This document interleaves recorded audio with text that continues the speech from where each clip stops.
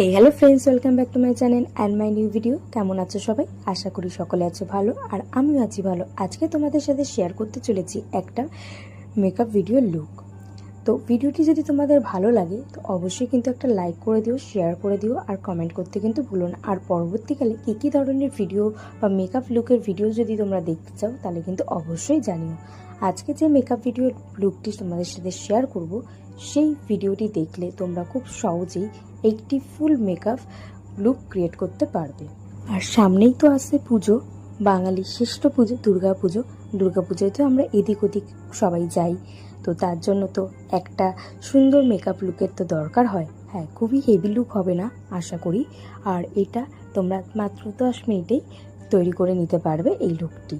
তো প্রথমেই একটা NYB এর দিয়ে দিলাম প্রাইমার। আর এই প্রাইমারটা জানো তো কনসিলারেরও কাজ করে, কারণ এটা হলো অরেঞ্জ টোনের উপর। তো এটা অনেকটাই বেশ ভালো যাদের ডার্ক পিগমেন্টেশন থাকে বা ডার্ক কোনো স্পট থাকে, তো এইগুলো সহজেই এই NYB এর প্রাইমারটা দিলে চলে যায় আর মুখটা অনেকটাই স্মুথ হয়ে যায়।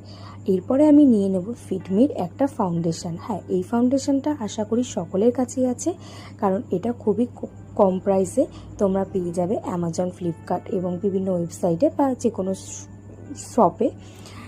আর এখানে আমি যেই শেডটি ইউজ করছি সেই শেডটি হলো 115। তোমরা তোমাদের skin tone wise shade choose করে নিও। এখানে আমি কোনো ব্লেন্ডার ইউজ করব না বা কোনো ব্রাশও ইউজ করছি না, কারণ হাত দিয়েই আমি তাড়াতাড়ি এটা ব্লেন্ড করে নেব, কারণ আমার হাতে আছে টাইম কম। আর আমি মেকআপ লুকটা মাত্র 10 মিনিটেই কিন্তু ক্রিয়েট করেছি। তোমরাও এটা ঘরে বসে বা যে কোনো জায়গায় মাত্র 10 মিনিটেই ক্রিয়েট করতে পারবে। আর এরপরে আমি ক্লেপ্লের একটা লিপ বাম এটা ইউজ করে লিপে, বাট আমি এটা ইউজ করছি ব্লাশার হিসাবে। এটা আমি নিয়েছিলাম মাইগ্লাম থেকে। তো এটা খুবই সুন্দর ব্লাশারের জন্য। আমি যেহেতু এটা লিপে ইউজ করি না, তাই জন্য আমি এটা ব্লাশার হিসাবে ইউজ করেছি। আর দেখো কত পিঙ্কি পিঙ্কি হয়ে গেছে পুরো গালটা। এরপর আমি লুজ পাউডার নিয়ে আমার মুখের যে মেকআপটা করেছিলাম সেটাকে পুরোটা সেট করে নিচ্ছি। কারণ এখন দেখতে মুখটা একটু হোয়াইট হোয়াইট লাগলো, বাট এটা কিন্তু লাইটের জন্য লাগছে, পরে এটা অ্যাডজাস্ট হয়ে গিয়েছিল।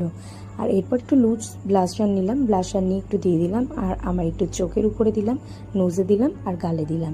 তারপরে আমি এখন ইউজ করব একটা আইব্রো পেন্সিল। এই পেন্সিলটা এতটাই ন্যাচারাল যে মনেই হবে না যে তুমি আইব্রো ড্র করেছো, কিন্তু আইব্রোটাকে একটা সুন্দর শেপ দেবে।